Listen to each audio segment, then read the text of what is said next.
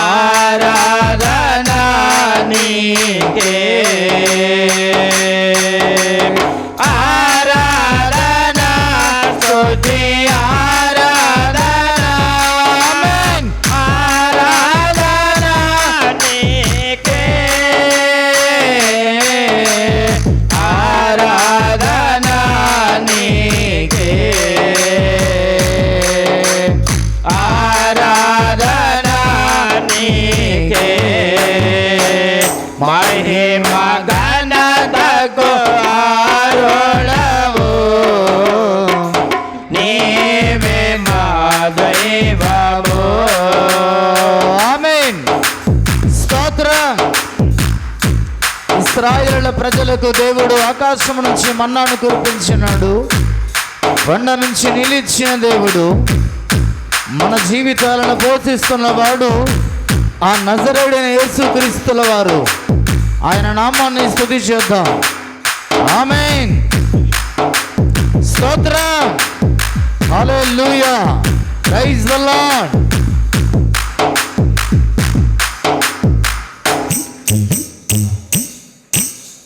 వ్యాధులను తొలగించినావు, మృతులను మరి లేపినావు, వ్యాధులను తొలగించినావు, మృతులను మరి లేపినావు, యెహోవా రాఫా స్వస్థపరచును, యెహోవా రాఫా స్వస్థపరచును, నన్ను స్వస్థపరచును,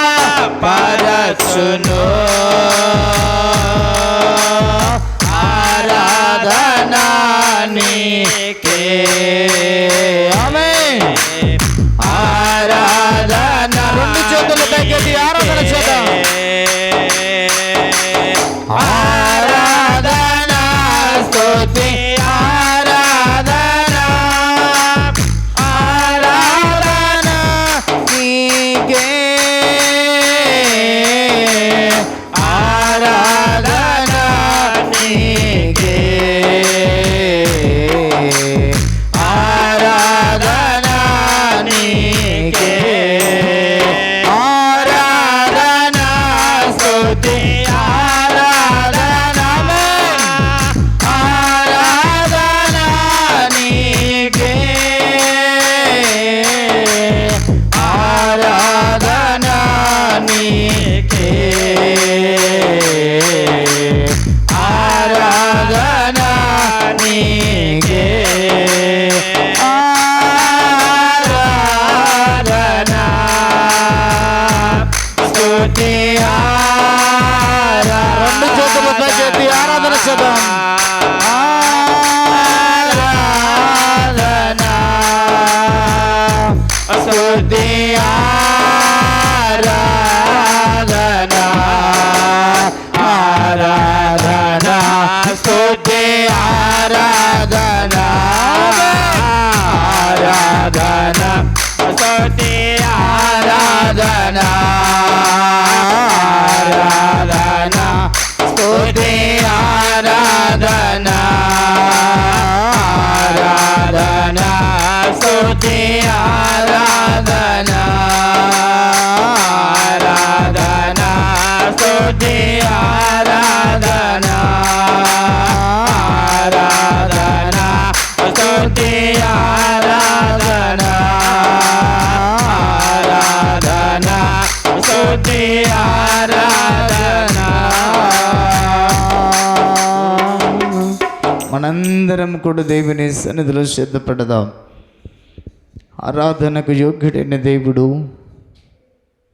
సమస్తాన్ని సమకూరుస్తున్నవాడు, సమస్తమును అనుభవించటానికి స్వస్థత పరుస్తున్న దేవుడు, మనము నమ్మిన దేవుడు నజరేయుడైన యేసయ్య.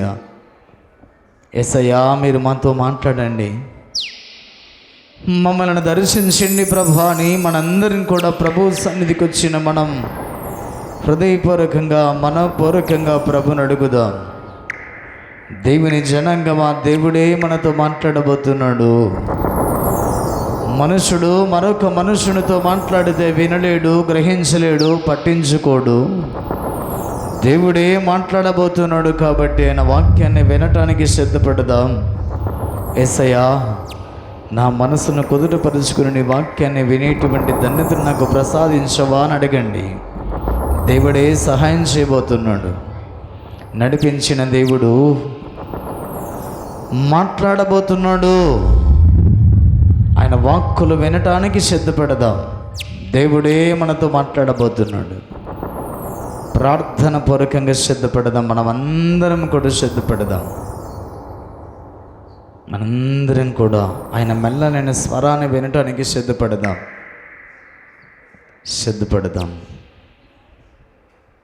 ప్రార్థన చేసుకుందాం. సమయమున పాస్టమ్మ గారి వాక్యం కొరకు ప్రార్థన చేస్తుండగా మనందరం కూడా ఏకీభవించుదాం. దయగల దేవ, కృపగల తండ్రి, మీకు వందనాలు, స్తుతులు, స్తోత్రాలు ప్రభా. గడిచిన కాలం అంతట్లో ప్రభా మీరు మమ్మల్ని అందరిని ఎంతగానో చల్లగా కాచి కాపాడారు ప్రభా. మీరు చెయ్యని మేలు లేదు నైనా, మీరు కాపాడని రోజు లేదు. మీకు వందనాలు, స్తుతులు, స్తోత్రాలు ప్రభా. ఈ సమయాన ప్రభా నీ సేవకుడు నీ మాటలను ప్రభా మన బోధిస్తూ ఉంటుండగా ప్రభా మేమందరం ఆ యొక్క బోధన విని, నీ మాటలను విని, నీ ప్రభా నీ మనస్సును అర్థం చేసుకొని, నీ మహిమను గ్రహించి ప్రభా నీ పరిశుద్ధతను ప్రభా మనైనా అవగాహన చేసుకొని నైనా నీకు కట్టుబడి, నీ మాటలకు కట్టుబడి జీవించే కృప మా అందరికీ దయచేయండి ప్రభా. విన్న వాక్యాన్ని ప్రభావమైన దుష్టొచ్చి ఎత్తుకొని వెళ్ళిపోకుండా మీరు సహాయం చేయండి నాయన.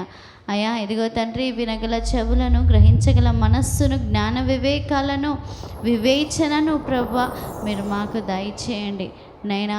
మా మనస్సును స్వస్థపరచండి. మా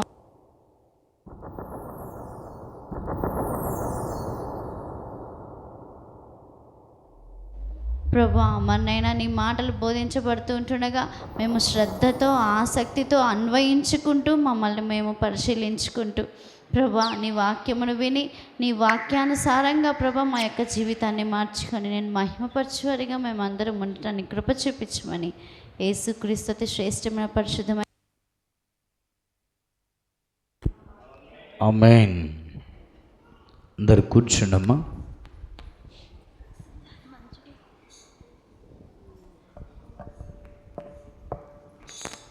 హల్లెలూయా, హల్లెలూయా.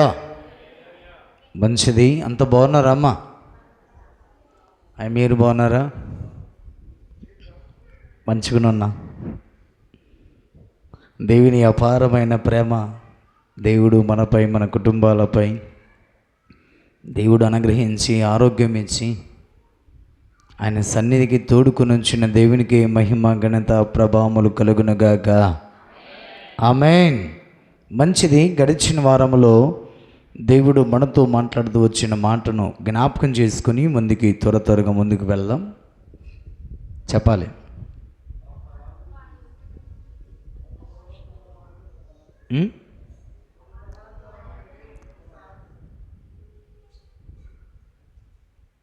మనం తీసుకున్న అంశం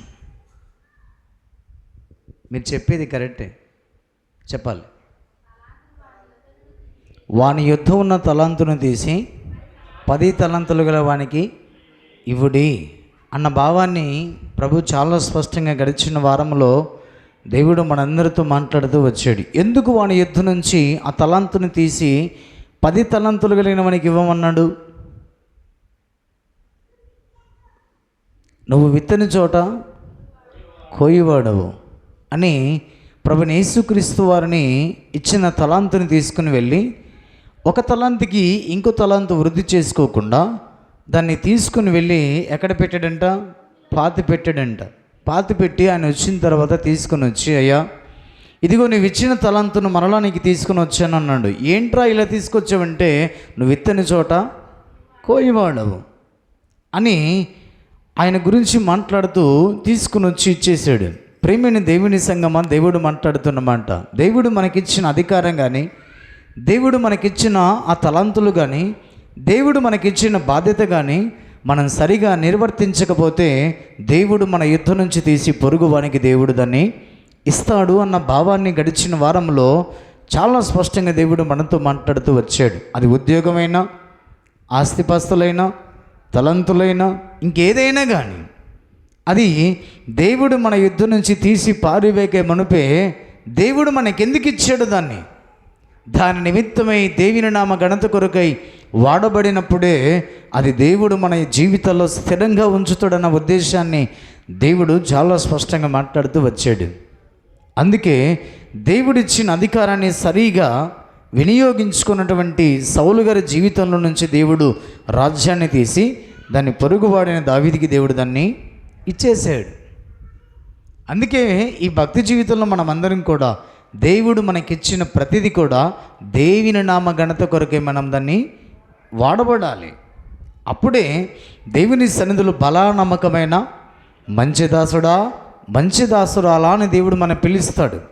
అప్పుడు నీకు ఒక తలాంతుని తీసుకుని వెళ్ళినప్పుడు 2 చేస్తే, 2 తీసుకుని వెళ్ళినప్పుడు 4 చేస్తే, 5 తీసుకుని వెళ్ళినప్పుడు 10 చేస్తే, అప్పుడు నీ జీవితంలో ఇంకా దేవుడు నీకు సమృద్ధిని ఇస్తాడన్న భావాన్ని దేవుడు చాలా స్పష్టంగా నీతో నాతో మాట్లాడుతూ వచ్చాడు.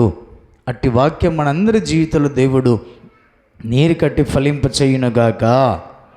ఆమేన్. ఈ వారం దేవుడు ఏం మాట్లాడుతున్నాడో చదువుకుందాం. యెహోషువ గ్రంథం 23వ అధ్యాయం 9 వచ్చిన భాగాన్ని చదువుకుందాం.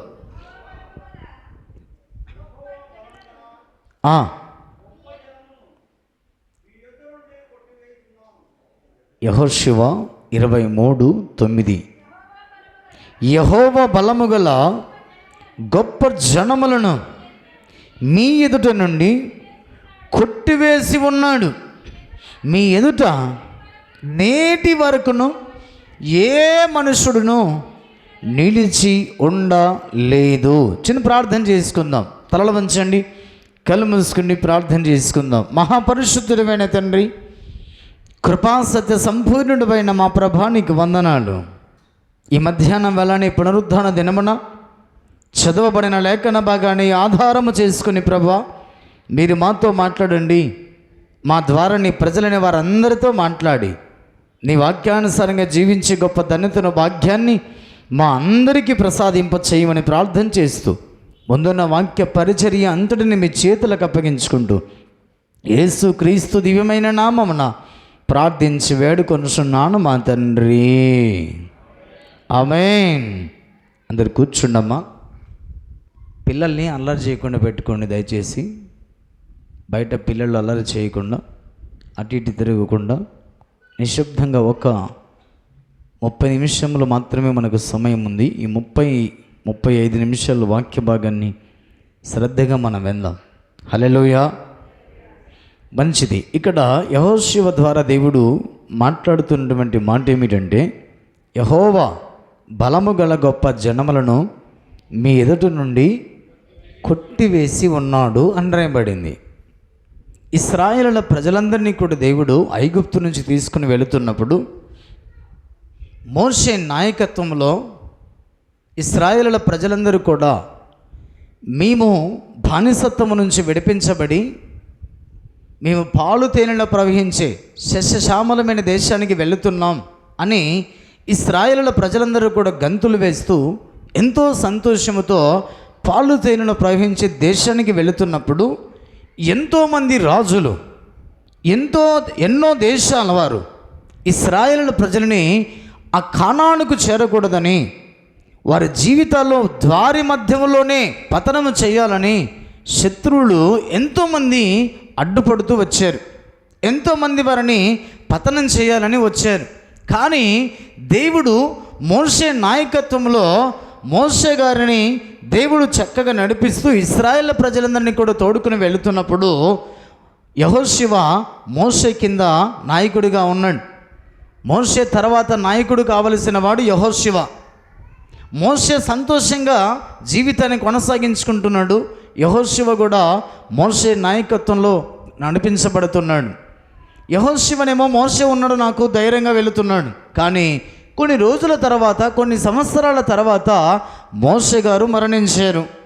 మోషే గారు మరణించిన తర్వాత యెహోషువ నడిపించాలి. కానీ యెహోషువ భయపడుతున్నాడు.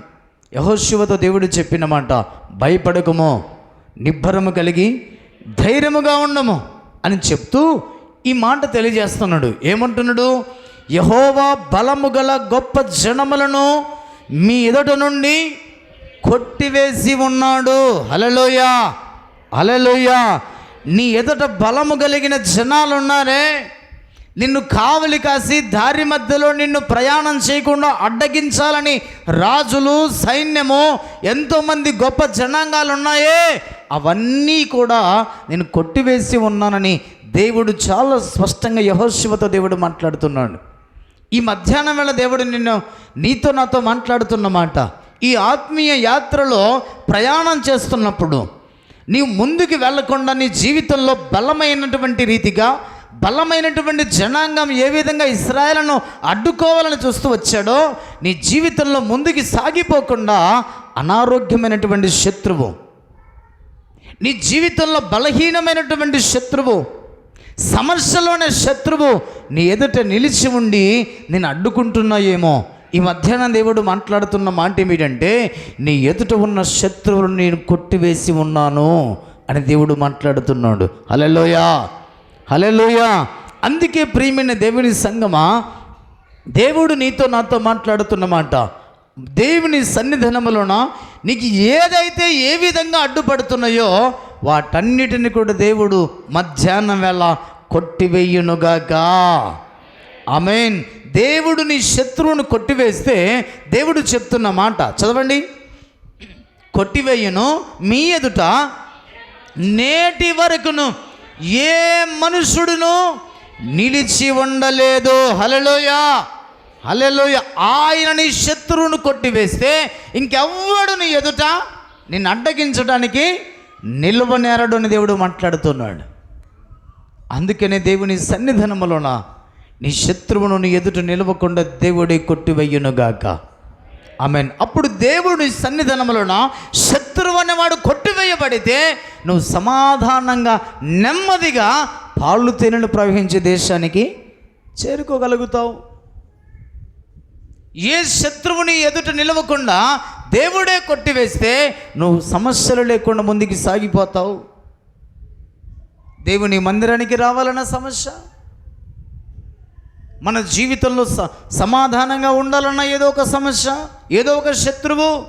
అందుకే దేవుడు మాట్లాడుతున్నాడు, యెహోషువా నువ్వు సాగిపోకుండా నీ శత్రువు నిలిచి ఉన్నాడు కదా, ఇదిగో ఈ మధ్యాహ్నం కొట్టివేస్తున్నాను అని దేవుడు మాట్లాడుతున్నాడు. కింద చదవడం మాట, మీ దేవుడిని యెహోవా మీకిచ్చిన మాట చొప్పున తానే మీ కొరకు యుద్ధము చెయ్యవాడు గనక మీలో ఒకడు 1000 మందిని తరుమును. హల్లెలూయా. చూడండి, తానిచ్చిన మాట చొప్పున ఆయనే మన పక్షమున యుద్ధము చేసి మన ఎదుట ఉన్న శత్రువు అయినా కొట్టివేస్తున్నాడు అని రాయబడింది. అందుకే ప్రేమైన దేవుని సంగమా, మన ఎదుట ఉన్నటువంటి ప్రతి వాటిని కూడా, మన జీవితాల్లో ఆత్మీయంగా ముందుకు సాగిపోతున్న సమస్యలన్నింటినీ కూడా అడ్డగిస్తున్నప్పుడు దేవుడే వాటిని కొట్టివేసి మన ఎదుట ఏ శత్రువు లేకుండా మన దేవుడిని యెహోవా మనందరినీ కూడా ముందుకి నడిపించునుగాక. ఆమేన్. ఈ మధ్యాహ్నం వేళ దేవుడు 3 విషయాలు దేవుడు చాలా స్పష్టంగా మాట్లాడుతున్నాడు. మన జీవితంలో ఏవేవి కొట్టేస్తున్నాడో మనం త్వరగా ముందుకు వెళదాం. దేవుని సన్నిధిలో చూడండి, యెషయా గ్రంథం 14వ అధ్యాయం. యెషయా గ్రంథం 14వ అధ్యాయంలో దేవుని యొక్క వాక్యము చాలా స్పష్టంగా మనతో మాట్లాడుతున్నమాట. 3-4 వచ్చిన భాగాలు చూడండి. నీ బాధను, నీ ప్రయాసను, నీ చేత చేయింపబడిన కఠిన దాస్యమును కొట్టివేసి యెహోవా నిన్ను విశ్రమింపచేయు దినమున నీవు బబులోను రాజును గూర్చి అపహాస్యపు గీతము ఎత్తి ఇలాగునా పాడుదువు. చూడండి, ఇక్కడ రాయబడినటువంటి మాటను మనం చదివినప్పుడు దేవుని యొక్క వాక్యం తెలియజేస్తున్న రీతిగా నీ బాధను, నీ ప్రయాసను కొట్టివేస్తానని దేవుడు మాట్లాడుతున్నాడు. ఇశ్రాయేలు ప్రజలందరూ కూడా ఐగుప్తు బానిసత్వములో వారెంతగానో బాధింపబడుతూ ఉన్నారు, ప్రయాసపడుతున్నారు. ఉదయము రాత్రి పగలు ఎండనకుండా వారు ఐగుప్తులో బానిసత్వంలో కృంగిపోతూ బాధపడుతూ ఎంతగానో వారి జీవితంలో నలిగిపోతూ ప్రయాసపడుతూ ఉన్నారు. దేవుని యొక్క వాక్యం తెలియజేస్తుంది రీతిగా నీ ప్రయాసను నీ బాధను దేవుడి మధ్యాహ్నం వేళ కొట్టివేయునుగాక. ఆమేన్. అందుకే ప్రయాసపడి భారం మోస్తున్న సమస్త జనులారా నా యొద్దకు రండి, నీ బాధను నీ దుఃఖమును కొట్టివేస్తాను అని దేవుడు చాలా స్పష్టంగా మాట్లాడుతున్నాడు. అందుకే దేవుని సన్నిధికి వచ్చిన మన బాధ అంతటిని కూడా దేవుడు కొట్టివేస్తానని చాలా స్పష్టంగా తెలియజేస్తున్నాడు. అందుకే ప్రియమైన దేవుని సంగమా, బాధ మన జీవితంలో మనము పరిశీలన చేసినట్లయితే అక్కడ రాయబడినటువంటి మాట ఆదాము చేసిన పాపాన్ని బట్టి అక్కడ తెలియజేసినటువంటి మాటను మనం ఒకసారి జ్ఞాపకం చేసుకుంటే ఆదికాండం 3వ అధ్యాయంలో మనం పరిశీలన చేస్తే దేవుడు చెప్పినటువంటి మాట ఎవరితోనూ? అవ్వమ్మతోనూ చెప్పిన మాట ఏమన్నాడు? 17వ వచనం, ఆయన ఆదాముతో నీవు నీ భార్య మాట విని తినవద్దనని నేను నీకు ఆజ్ఞాపించే వృక్షఫలం తింటివి గనక నీ నిమిత్తము నేల శపించబడి ఉన్నది, ప్రయాసముతోనే నీవు బ్రతుకు దినములన్నీ దాని పంట తిందువు, అది ముండ్ల తొప్పలను గచ్చ పొదలను నీకు మొలిపించును, పొలములోని పంట తిందువు.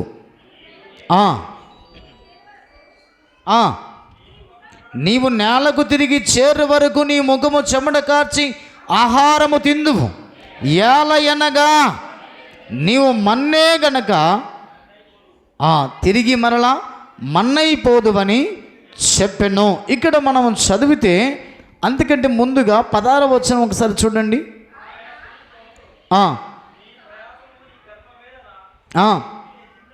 ఏమన్నాడు అక్కడ?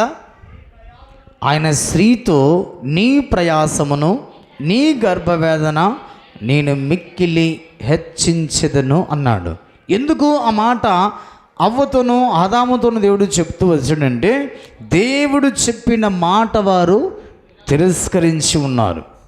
దేవుని మాట వారు వినకుండా వారు జీవితంలో ఇష్టానుసారంగా జీవించారు. అందుకే దేవుడు చెప్పిన మాట ఏమిటంటే నీ ప్రయాస నేను నిన్ను హెచ్చిస్తున్నాను, నీ ప్రయాసను అన్నాడు దేవుడు. అందుకే దేవుని సన్నిధిలో యెషయా ప్రవక్త ద్వారా రాయించిన మాట ఏమిటంటే నీ బాధను నీ ప్రయాసను నేను కొట్టివేస్తాను అన్నాడు దేవుడు. ఎప్పుడు? ఆయన చెంతకి చేరినప్పుడు, ఆయన యొద్దకు చేరినప్పుడు. అందుకే ప్రియమైన దేవుని సంగమా, మన జీవితంలో మన ప్రయాస కొట్టివేయబడాలంటే మనం ఆయన చెంతకు చేర్చబడాలి. చూడండి, ప్రకటన గ్రంథంలో రాయించిన మాటలు చూడండి. 21వ అధ్యాయం 3-4 వచనాలు.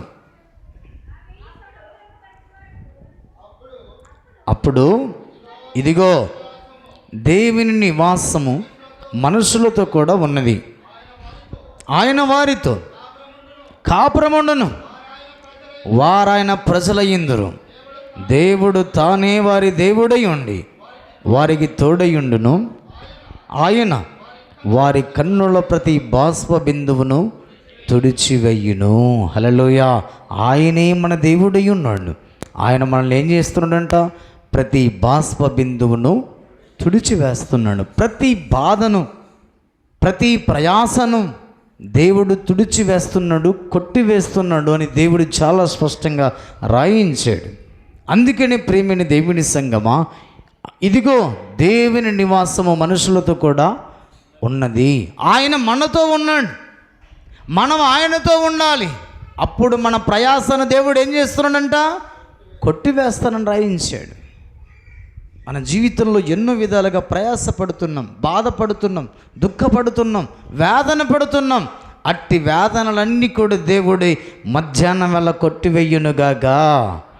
ఆమేన్. మనకు తెలియకుండానే మన జీవితంలో మనం ఎంతో వేదన పడుతున్నామండి, ఎంతో బాధపడుతూ ఉన్నాం. ఎవరికైనా చెప్పుకుంటే ఏమని అనుకుంటారేమో అని. అందుకే దేవుని సన్నిధిలో దేవుడు మాట్లాడుతున్నమాట, నీ ప్రతి బాష్ప బిందువు నేను నిన్ను తుడిచివేస్తున్నాను అన్నాడు దేవుడు. అందుకనే మనమందరం కూడా ఆయనతో మనం ఉండాలి, అప్పుడు ఆయన మనతో ఉంటాడు. మన బాష్ప బిందువు అంతటిని కూడా ఆయన తుడిచివేస్తారని దేవుడు చాలా స్పష్టంగా నీతో నాతో మాట్లాడుతున్నాడు. చూడండి, లూకాసు వార్త 13వ అధ్యాయం. లూకాసు వార్త 13వ అధ్యాయము 10 నుంచి చదవండి. ఒకసారి 13వ వచనం చదవండి. చేతులుంచగానే ఆమె చక్కగా నిలబడి దేవుని మహిమ పరిచెను అని రాయబడింది. ఈమె జీవితంలో నుండి ఎంతో 18 ఏళ్ల నుండి చాలా బలహీనంగా ఉంది. ఈమె బలహీనమైనటువంటి దయ్యం పట్టి ఏమాత్రం కూడా నడవలేని పరిస్థితిలో ఉంది. ఎలా వంగిపోయిందంటే, ఇంకా వంచిన మనిషి ఎలా ఉంటుందో, వంచిన కర్ర ఎలా ఉంటుందో అలాగ వంగిపోయి నడవలేని పరిస్థితిలో ఉంది. ఆమె విశ్రాంతి దినమున యేసయ్యకి ఎదురుపడినప్పుడు యేసయ్య ఆమెతో చెప్పిన మాట 11వ వచనం నుంచి చదవండి. 18 ఏళ్ల నుండి బలహీనపరుచు దయ్యము పట్టిన ఒక స్త్రీ అచ్చట ఉండెను. ఆమె నడుము వంగిపోయి ఎంత మాత్రమును చక్కగా నిలబడలేకుండెను. యేసు ఆమెను చూసి రమ్మని పిలిచి, అమ్మా, నీ బలహీనత నుండి విడుదల పొంది ఉన్నావని ఆమెతో చెప్పి ఉన్నాడు. హల్లెలూయా. మన బలహీనతల నుంచి మనమందరము ఈ మధ్యాహ్నం వేళ దేవుడి విడుదల పరుచునుగాక. ఆమేన్. ఆ బలహీనతల చేత ఆమె 18 ఏళ్ల నుంచి నలిగిపోయింది. మనము కూడా కొన్ని రోజులు, కొన్ని నెలలు, కొన్ని సంవత్సరాల నుంచి బలహీనల చేత నలిగిపోతూ బాధపడుతూ జీవితాన్ని కొనసాగించబడుతున్న వారు ఇక్కడ ఉన్నారేమో. దేవుడు మాట్లాడుతున్నమాట, అమ్మా, నీ బలహీనతల నుంచి నీవు విడుదల పొందుదువుగాకని దేవుడు మాట్లాడుతూ ఉన్నాడు. అందుకే మన బలహీనతల నుంచి మనందరినీ కూడా దేవుడు విడిపించి మన బలహీనతలను కొట్టివేయటానికి ఈ మధ్యాహ్నం వేళ ఆయన మన మధ్య నిలిచి ఉన్నాడు.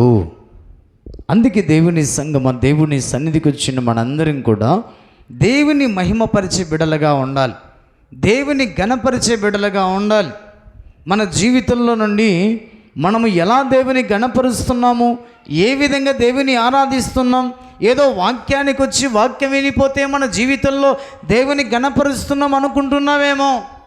దేవుని మందిరం నిండా మనం కూర్చుంటే ఇది దేవునికి ఘనత కలుగుతుంది అనుకుంటున్నావేమో. అందుకే ప్రభు అన్నాడు, ఇదిగో ఈ ప్రజలు నన్ను పెదవులతో ఆరాధిస్తున్నారు కానీ వారి హృదయం నాకు దూరంగా ఉంది. అలాంటి వారి బలహీనతలు ఏనాడు కూడా తొలగిపోవండి. అందుకే ప్రియమైన దేవుని సంగమా, సమయానుకూలంగా దేవుని మందిరానికి రావాలి. దేవుని సన్నిధిలో దేవుని ఆత్మతోనూ సత్యముతోనూ ఆరాధించగలగాలి. అప్పుడే నీ బలహీనతలన్నీ కూడా దేవుడి తొలగించి వెయ్యనుగాక.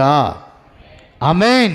అందుకే దేవుని సన్నిధానానికి మనమందరం కూడా సమయానుకూలంగా వచ్చి దేవుని సన్నిధిలో ఆయన నామాన్ని మహిమపరిచినట్లయితే ఆయన సన్నిధికి వచ్చిన మన బలహీనతలన్నింటిని కూడా కొట్టివేస్తారని చాలా స్పష్టంగా దేవుడు వాగ్దానం చేస్తూ ఉన్నాడు.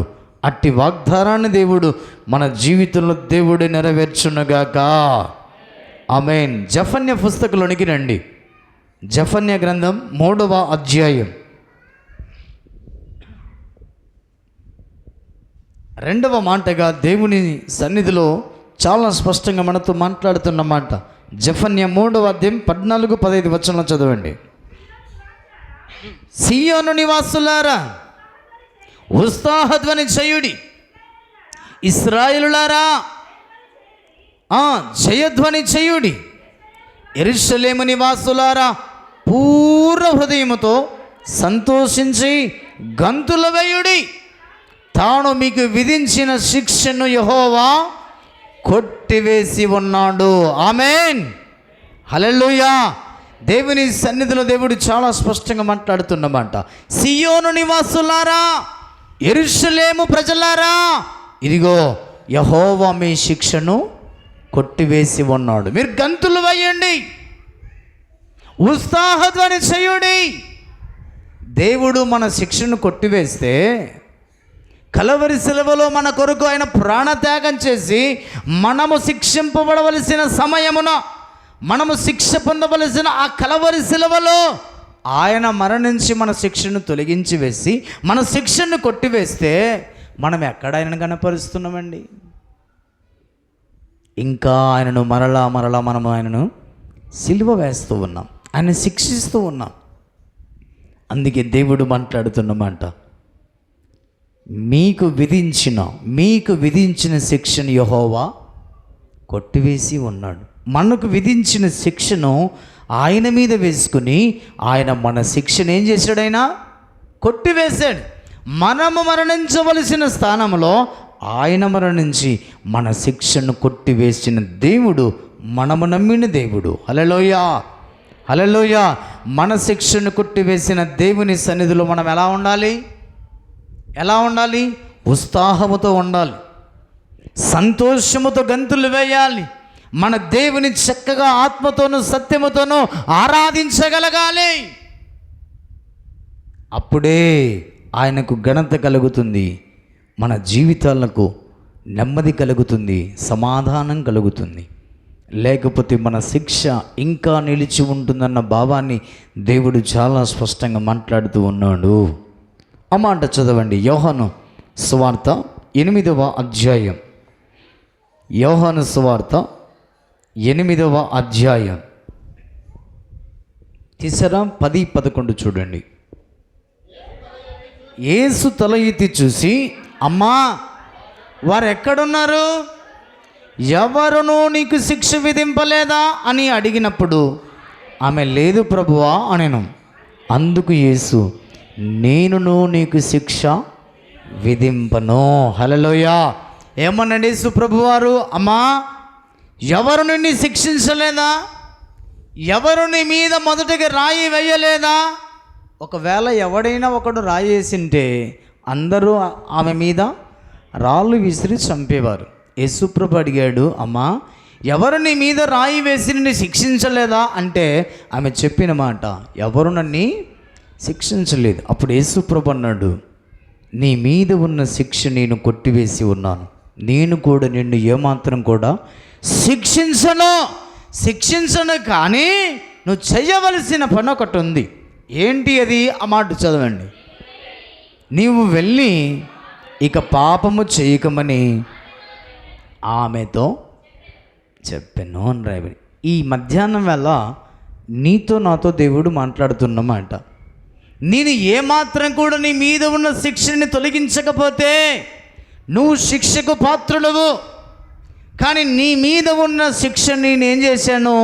కొట్టివేశాను. నేను ఇక నుంచి నిన్ను శిక్షించను. కానీ నువ్వు వెళ్ళిపోయి ఇక నుంచి నువ్వు ఏమాత్రం కూడా పాపము చేయకు. ఇక్కడున్న వారు ఎవరైనా పాపం చేస్తున్నట్లయితే జాగ్రత్త అని దేవుడు హెచ్చరిక చేస్తున్నాడు. ఏంటి పాపం అంటే ఏంటి చెప్పండి?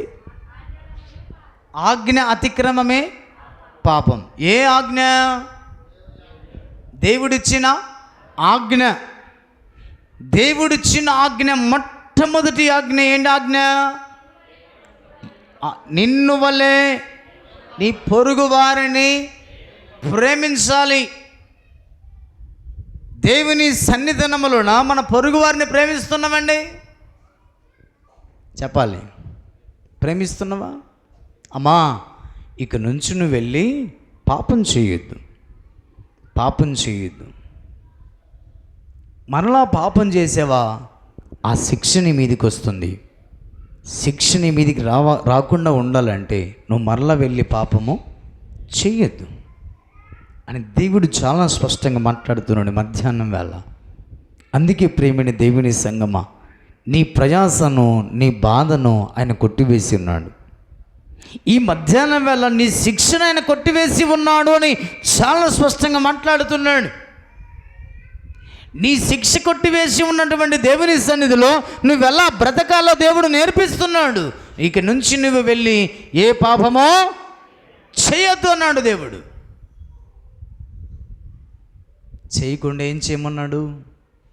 ఆయన సన్నిధికి, ఆయన ఆజ్ఞల ప్రకారంగా నీవు జీవించాలి. మన జీవితంలో క్రైస్తవులుగా నేర్చుకోవలసింది ఏంటంటే, మొట్టమొదటిగా ఆయన ప్రేమ కలిగి ఉండాలి. రెండవది, ఆయన తప్ప మనకు వేరొక దేవుడు లేడు, ఉండడు, ఉండబోడు. పైన ఆకాశం అందే కానీ కింద భూమి అందే కానీ ఏ రూపమునికి నీవు సాగిలపడకూడదు, నమస్కరించకూడదు, పూజించకూడదు. నేను చెప్పే మూడో ఆజ్ఞ ఏంటంటే నీ తల్లిని తండ్రిని సన్మానించాలి. నేను చెప్పే నాలుగో ఆజ్ఞ ఏంటంటే ప్రతి ఆదివారం 6 రోజులు పని చేసుకోండి, 7వ రోజు దేవుని సన్నిధికి వచ్చి దేవుని ఆత్మతోనూ సత్యముతోనూ ఆరాధించండి. అదే నీలో ఏ పాపము కూడా నిన్ను ఉండకుండా నిన్ను కాపాడుతుందన్న భావాన్ని దేవుడు చాలా స్పష్టంగా మాట్లాడుతున్నాడు. అందుకే దేవుని సంగమా, దేవుని సన్నిధికి వచ్చిన మన జీవితాల్లో ఆయన శాపాన్ని, శిక్షను కొట్టివేసి ఉన్నాను అని దేవుడు చాలా స్పష్టంగా నీతో నాతో మాట్లాడుతున్నాడు. శిక్షను కొట్టివేసినటువంటి మన జీవితాల్లో మరలా మనము తిరిగి పాపములో పడిపోకుండా ఆయన సన్నిధిలో ప్రవేశించి ఆ పాపము ఎన్నటికీ రాకుండా ఆయన వాక్యమైన యేసును మన హృదయంలో ఉంచుకోమని దేవుడు చాలా స్పష్టంగా మాట్లాడుతున్నాడు. ఆ మాట చూడండి, రోమా పత్రికలోనికి రండి. ఆయన సన్నిధికి వచ్చి మన జీవితాల్లో 7వ రోజు మనం ప్రభుని ఆరాధించమని దేవుడు చాలా స్పష్టంగా తెలియజేస్తున్నాడు. ఆయన సన్నిధికి వచ్చినట్లయితే నీతో నాతో మాట్లాడుతున్న మాట రోమా పత్రిక 8వ అధ్యాయం 1వ వచనం, కాబట్టి ఇప్పుడు క్రీస్తునందున్న వారికి ఏం లేదంట, దేవుని మందిరానికి వచ్చిన వారికి మాత్రమే యేసయ్య యొద్దకొచ్చి ఏ పాపము చెయ్యకుండా నీతిగా నిజాయితీగా ఆజ్ఞల ప్రకారంగా జీవించే ప్రతి మనుషుడికి ఏ శిక్ష విధి లేదు అని ప్రభు మాట్లాడుతున్నాడు. అందుకే చాలా జాగ్రత్తగా భక్తి జీవితంలో మనం అందరం కూడా శిక్షను కొట్టివేసిన ప్రభు సన్నిధిలో ప్రభు ఎద్దుకు వచ్చిన మన జీవితాల్లో ఏ శిక్ష విధి లేదు అని దేవుడు చాలా స్పష్టంగా మాట్లాడుతున్నాడు. క్రీస్తునందున్న వానికి ఏ శిక్ష విధి? మనం క్రీస్తునందున్నామా? క్రీస్తునందు లేకపోతే మధ్యాహ్నమే క్రీస్తు యొద్దకు మనమందరము కూడా వచ్చుదుముగాక. క్రీస్తునందు ఉండటం అంటే దేవుని మందిరానికి రావడం కాదండి, జాగ్రత్తగా వినండి. క్రీస్తునందు ఉండటం అంటే ఇక నుంచి నువ్వు పాపం చేయకుండా ఉండటమే క్రీస్తునందు ఉండటం. నేను క్రీస్తునందు ఉన్నానండి, ఆదివారం వెళితే మళ్ళీ ఆదివారం మందిరానికి వెళ్తానండి, పాటలు పాడుతామండి, వాయిద్యాలు వాయిస్తామండి, ఆదివారం పూట పులిపీఠం మీద నిలబడి వాక్యాన్ని బోధిస్తానండి. ఇది కాదండి. ప్రభు సన్నిధానములోన క్రీస్తునందున్నవాడు ఇక నుంచి నువ్వు పాపము చెయ్యకు అని చెప్పిన మాట ప్రకారంగా జీవించి ఆ ఆజ్ఞలు పాటించిన ప్రతి మనుషుడు క్రీస్తునందున్నవాడు. క్రీస్తునందున్నవానికి ఏ శిక్ష విధి లేదు అని దేవుడు చాలా స్పష్టంగా మాట్లాడుతున్నాడు. అందుకే ఒక్కసారి భక్తి జీవితంలో మనందరం కూడా చాలా జాగ్రత్తగా మనం పరిశీలన చేసి పరీక్షించుకుని భక్తి జీవితంలో శిక్షను కొట్టివేసిన ప్రభు సన్నిధిలో ఏ పాపము చేయకుండా ఆయన యందు నిలిచి ఉండి ఏ శిక్ష విధికి గురి కాకుండా భక్తి జీవితంలో ప్రయాణం చేయమన్న భావాన్ని దేవుడు చాలా స్పష్టంగా నీతో నాతో దేవుడు మాట్లాడుతున్నాడు. మూడవది చదువుకుందాం రండి. ఇర్మీయా గ్రంథం 31వ అధ్యాయం, ఇర్మీయా పుస్తకం 31వ అధ్యాయం 13వ వచనం, వారి దుఃఖములకు ప్రతిగా సంతోషమిచ్చి వారిని ఆదరించెదను, విచారము కొట్టివేసి నేను వారికి ఆనందము కలగజేతును గనక కన్యకలను యవనులను వృద్ధులను కూడి నాట్యమందు సంతోషించెదరు. హల్లెలూయా, హల్లెలూయా. ఇక్కడ రాయబడిన మాట ఏమిటంటే కన్యకలు, యవనులు, వృద్ధులు అందరూ మన జీవితంలో వచ్చేస్తారు. అందుకనే ప్రేమిన దేవుని సంగమా, దేవుడు చెప్పిన మాట ఏంటంటే మీ విచారమును కొట్టివేసేదను అన్నాడు దేవుడు. అక్కడ ఏం కొట్టేస్తాడంట? మూడవది ఏంటంటే నువ్వు విచారిస్తున్నవే, విచారణ పడుతున్నవే, చింతిస్తూ ఉన్నవే, బాధపడుతూ దుఃఖపడుతూ అయ్యో నేను చనిపోతే నా పిల్లలెట్టా, నేను పనికి వెళ్ళకపోతే నా పిల్లల కడుపు ఎట్లా, నా పిల్లలు చదివెట్టా, నా పిల్లలు ఎట్లా, విచారణ. చింత. అందుకే నువ్వు దేని గురించి చింతిస్తున్నావో ఈ మధ్యాహ్న వేళ దేవుడు నీ విచారణ కొట్టివేయునుగాక. ఆమేన్. అందుకే ప్రియమైన దేవుని సంగమా, కొన్నిసార్లు దేవుడు చెప్పిన మాట ఏంటంటే, నువ్వెందుకు విచారిస్తున్నావు? నోరిచ్చినవాడు, కడుపిచ్చినవాడు ఆహారం పెట్టడా? పక్షులను చూడండి, అవి కోయవు, ఎత్తవు. మరి ఎందుకు విచారిస్తున్నావు? నీ చింత యావత్తు నా మీద వేయి. నీ చింత యావత్తు నా మీద వేసినట్లయితే నీ విచారణ నేను కొట్టివేసేదనని దేవుడు వాగ్దానం చేస్తున్నాడు. అట్టి వాగ్దానం మనం సంఘము పట్ల దేవుడే నెరవేర్చునుగాక. ఆమేన్. అందుకే ప్రేమైన దేవుని సంఘమా, దేని గురించి విచారించవద్దు. నువ్వు చింతించడం ద్వారా మూరుడు ఎత్తు పెంచుకోలేవు, మూరుడు తగ్గించుకోలేవు. తగ్గించుకుంటావా? ఏం తగ్గించుకోలేం, ఏం పెంచుకోలేం. నీ చింత యావత్తు ఆయన మీద వేయండి, ఆ చింతలన్నీ కూడా ఆయన కొట్టివేస్తానని చాలా స్పష్టంగా వాగ్దానం చేస్తున్నాడు. అందుకే ప్రియమైన దేవుని సంగమా, మన జీవితంలో చింతలన్నీ తొలగించి వేసే దేవుని సన్నిధికి వచ్చిన మనం ఏం చేయాలంట? మనం నాట్యమాడుతూ సంతోషంగా గంతులు వేయాలంట. క్రొవ్విన దూడల్లో గంతులు వేయినట్లుగా మనమందరము గంతులు వేస్తూ సంతోషంగా జీవించదుముగాక. ఆమేన్. నాకు వచ్చిన రోగం నన్ను ఏం చేస్తుందో,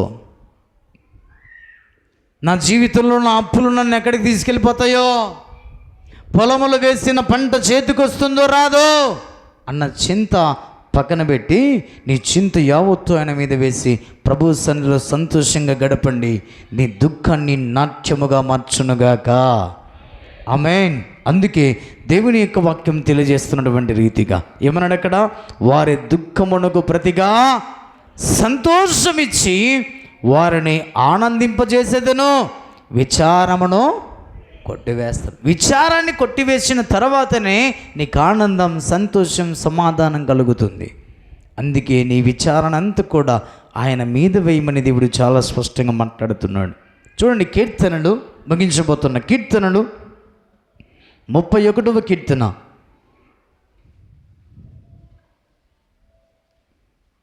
9వ వచనం చూడండి.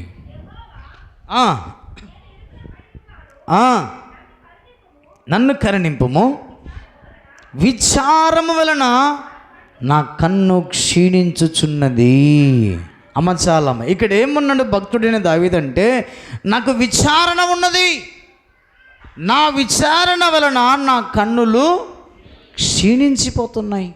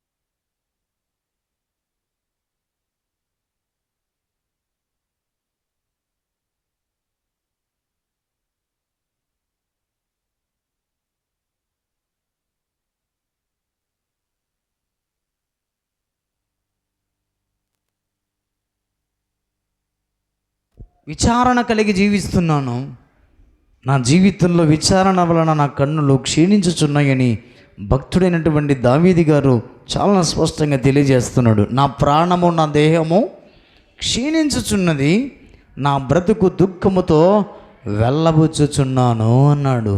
అందుకే ప్రియమైన దేవుని సంగమ, ఒక క్రైస్తవుడిగా మన జీవితంలో విచారణ, చింత అనేది ఉండకూడదని దేవుడు మాట్లాడుతున్నాడు. ఒకవేళ అది ఉందా, మన జీవితంలో మనమే చేతులారా మన ఆరోగ్యాన్ని పాడు చేసుకుంటామని దేవుడు చాలా స్పష్టంగా తెలియజేస్తున్నాడు. దేవుడు చెప్పిన మాట ఏమిటంటే, నేను ఈ మధ్యాహ్నం వేళ నీకున్న విచారణ అంతని కొట్టివేస్తానని దేవుడు వాగ్దానం చేస్తున్నాడు. అందుకనే మనమందరం కూడా మన చింత యావత్తును, మన విచారణ ఆయన దగ్గరికి వచ్చిన మనమందరం కూడా ఆయనకి చెప్పుకోగలిగితే ఆయన కొట్టివేస్తానని చాలా స్పష్టంగా మాట్లాడుతున్నాడు. ఆ మాట చూడండి, అదే 30వ అధ్యాయం 30వ అధ్యాయం 12వ వచనం. నీవు నా గోనపట్ట విడిపించి సంతోష వస్త్రమును నన్ను ధరింపచేసి ఉన్నావు. గోనపట్ట వలన నీ జీవితంలో చింత ఉంది. గోనపట్ట దేనికి సాదృశ్యం? శ్రమకు సాదృశ్యం, దుఃఖానికి సాదృశ్యం, చింతకు సాదృశ్యం. అందుకే దావీదు భక్తుడు సెలవిస్తున్నటువంటి రీతికి ఏంటంటే, నీవు నా గోనపట్ట విడిపించి సంతోష వస్త్రము నాకు ధరింపజేసి ఉన్నావు. ఈ మధ్యాహ్నం వేళ దేవుడు మాట్లాడుతున్నాడు. నువ్వు దేని గురించి విచారిస్తున్నావో, చింతిస్తూ ఉన్నావో, నీ జీవితంలో చింత వల్ల నీ గోనపట్ట ధరించుకుని ఉన్నావో, అట్టి గోనపట్టను తీసి దేవుడు సంతోషమనే వస్త్రాన్ని దేవుడు మనందరికీ అనుగ్రహించునుగాక. ఆమేన్. చింతించడం ద్వారా, విచారించడం ద్వారా నువ్వు భయపడతావు. ఎక్కడి నుంచి ఏమొస్తుందో, ఏం కలుగుతుందో, ఏమైపోతానో అన్న భయం నీ జీవితంలో ప్రారంభం ఎక్కడి నుంచి అవుతుందంటే చింతించడం ద్వారా. అందుకే నీ చింత యావత్తు ఆయన మీద వెయ్యమని ప్రభు మాట్లాడుతున్నాడు. దేవుని సన్నిధిలో దేవుడు చాలా స్పష్టంగా నీతున్నతో మాట్లాడుతున్నమాట. గోనపట్టను నీ జీవితం నుంచి తొలగించి వేసి సంతోషమనే వస్త్రాన్ని దేవుడు ఈ మధ్యాహ్నం వల్ల మనందరికీ దేవుడు అనుగ్రహించునుగాక. చివరిగా ఒక వచనాన్ని చూసి ముగించుకుందాం. యోనా పుస్తకంలోనికి రండి. యోనా గ్రంథం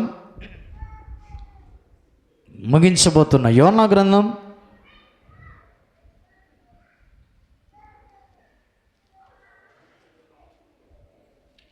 తీసారా? 3వ అధ్యాయం 4వ వచనం చదవండి. యోనా ఆ పట్టణంలో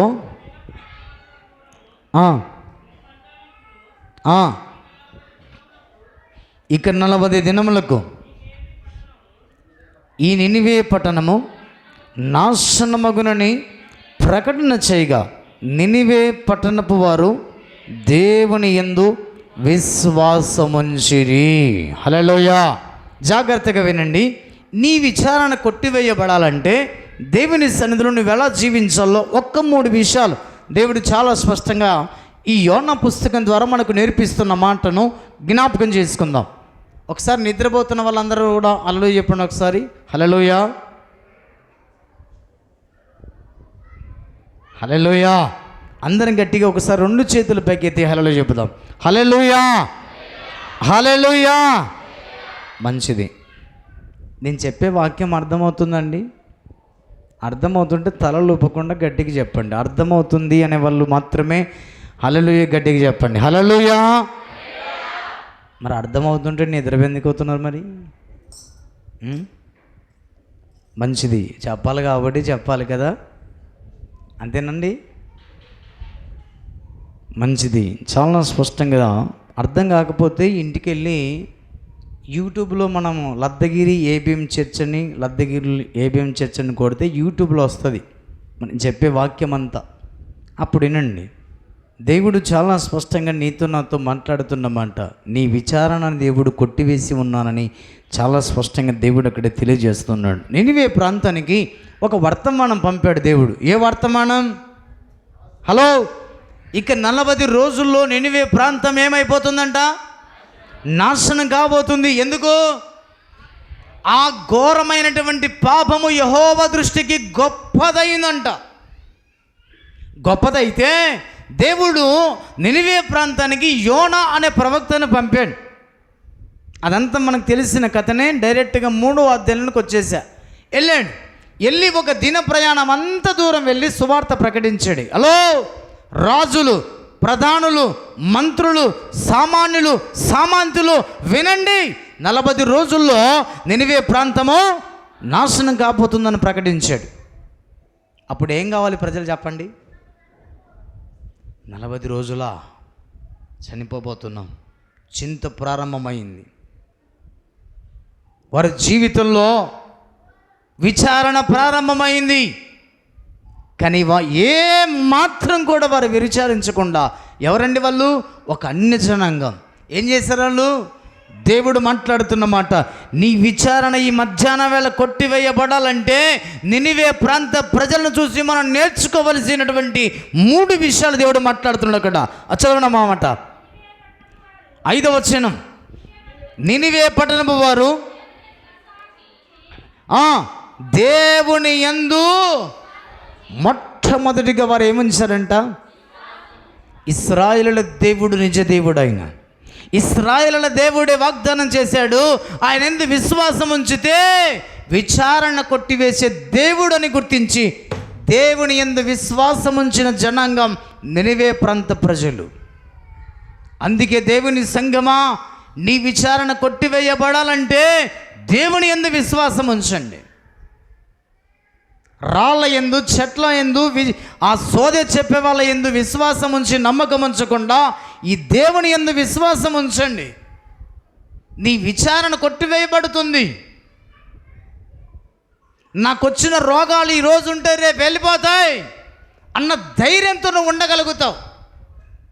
విచారణ ఉందనుకోండి, ఆ విచారణ చేతనే, ఆ చింత చేతనే ఏమైపోతుందంటే మన శరీరం కృషించి నశించిపోతుందంటండి.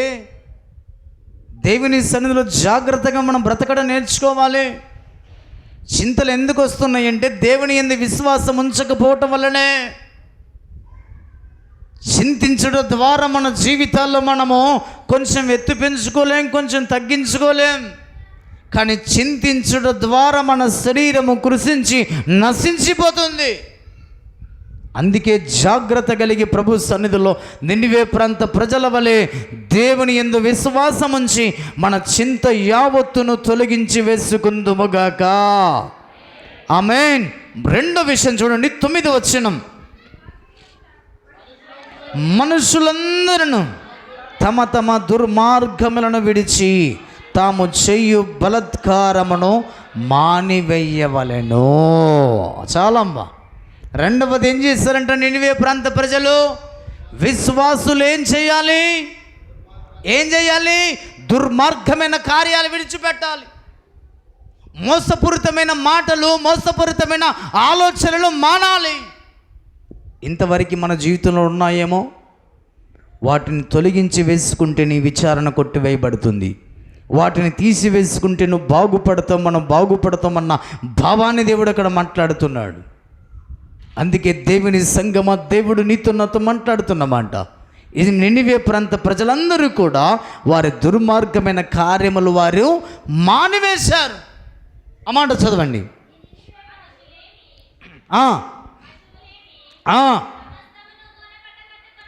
ఏం కట్టుకున్నారంట? గోనె పట్ట కట్టుకొని బూడిదలో కూర్చున్నారంట. దావీదు భక్తుడు ఏమన్నాడు? నా గోనె పట్టను తీసివేసి సంతోషమైన వస్త్రమును నువ్వు నాకు ధరింపజేసి ఉన్నావు.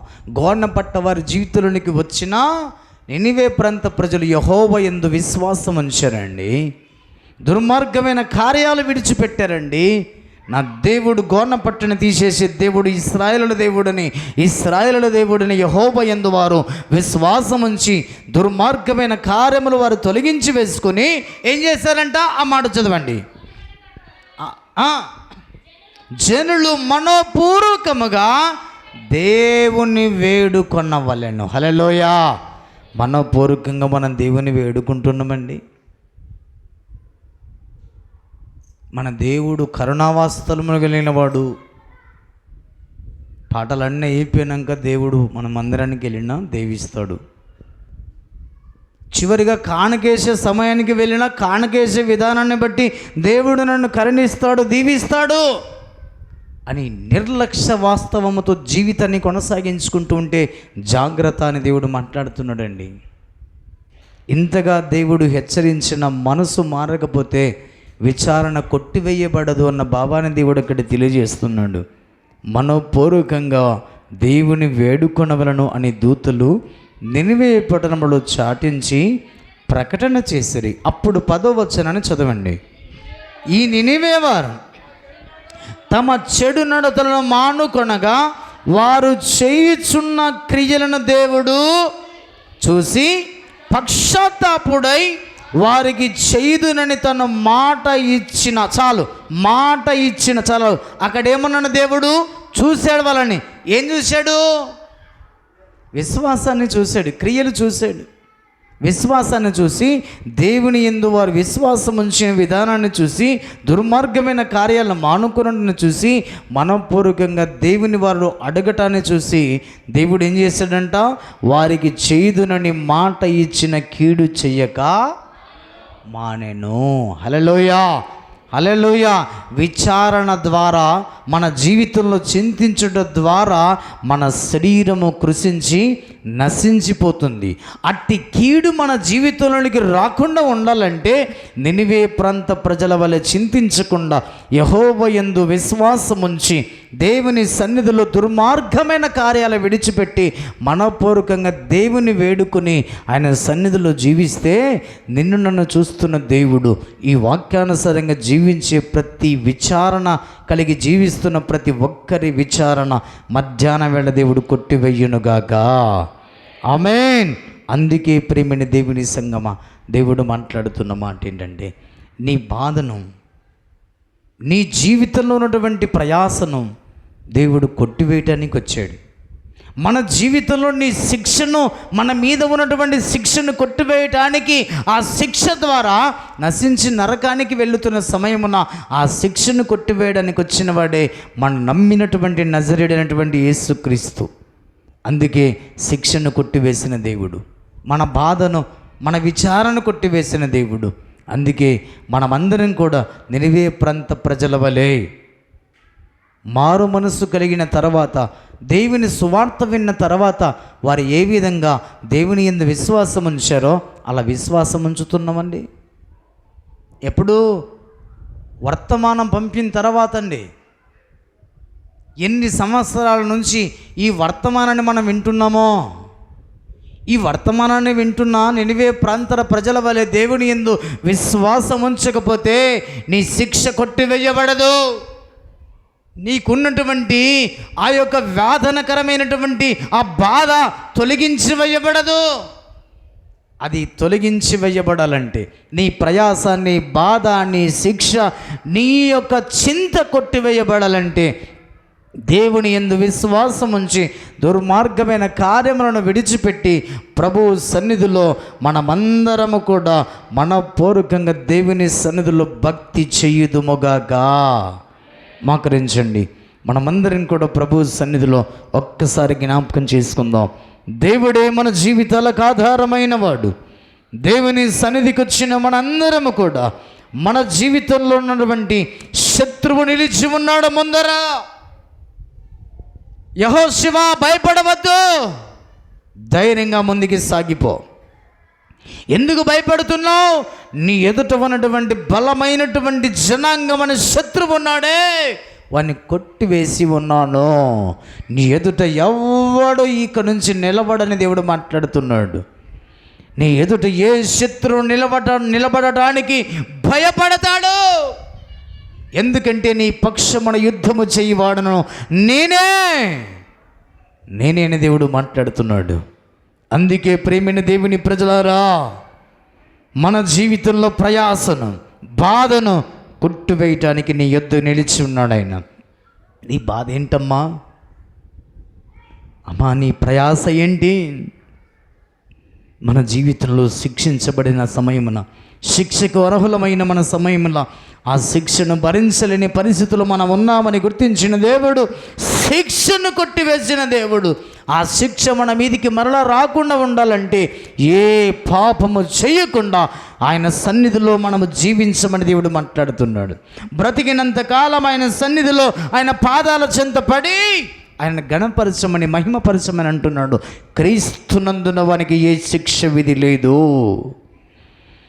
క్రీస్తునందున వానికి ఏ శిక్ష విధియు కూడా లేదు. విచారిస్తున్నవా? దేని గురించి విచారణ? దేని గురించి చింత? నీ చింత యావత్తు ఆయన మీద వేయండి.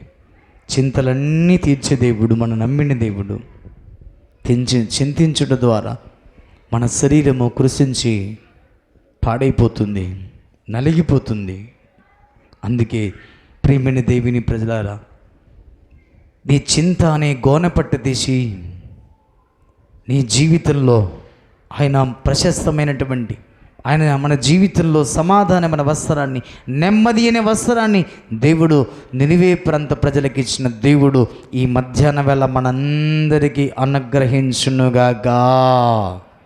ప్రార్థన చేసుకుందాం. ఈ సమయం మన సంఘ పెద్ద చిన్నతలను ప్రార్థన చేస్తారు. మనందరం కూడా ఏకీభవించుదాం. ఎత్తుబడిన వాక్యం ప్రతి హృదయంలో నీరు కట్టి ఫలింపబడే రీతిగా ప్రార్థన చేస్తారు. మనందరం కూడా ఏకీభవించుదాం. ప్రార్థన చేసుకుందాం. కృపాసత్య సంపూర్ణుడా, పరిశుద్ధుడా, మహోన్నతుడా, నీ పరిశుద్ధమైన పాదములకు స్తుతులు స్తోత్రములు